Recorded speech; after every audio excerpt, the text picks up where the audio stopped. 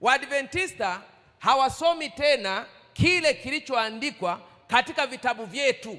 Akaja mtu mmoja ananiambia, anasema, unajua hili habari ya unywaji wa chai na kahawa, hiyo bana ni hoja ambayo bado ipo katika ni controversial. Hiyo ni controversial ni maelezo ambayo bado tuna debate kwamba tuache kunywa chai na kahawa ama tusinywe. Hivi kahawa ni mbaya ama sio mbaya? Bado tuna debate. Wakati roho ya unabii imesema moja kwa moja, anywae chai, anywae kahawa na avutae sigara na kunywa pombe wote ni sawa, ni dhambi. Ila utakuta Mwadventista anasema bado tunajadili tuone kwamba hivi ni dhambi inatokea wapi? Hiyo dhambi inatokea wapi?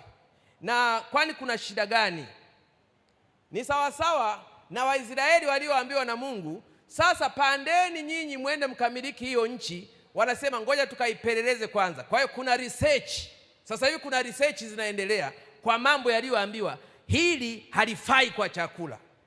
Mwingine akaniambia tena Mwadventista, unajua tea and coffee, chai na kahawa ina antioxidant nyingi. Kwa hiyo kwa sababu ya zile antioxidant nyingi, kwa hiyo tunakunywa kwa ajili ya antioxidant.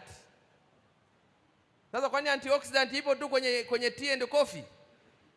Hata ukienda polisi kwenye vituo vya polisi vile vya zamani, utakuta drugs of addiction. Ukiangalia drugs of addiction, wamekuambia cocaine sijui nini, wanakuambia nini hiyo neno, afu chini wamekuambia chai na kahawa. Yaani polisi anajua chai na kahawa ni drug of addiction. Wewe msabato unasema kwamba unajua it is controversial, unajua kuna antioxidant. Acha bana mambo ya tusijadili mambo ambayo hata hayajaenda vizuri. Tusijadili bana vitu vingine.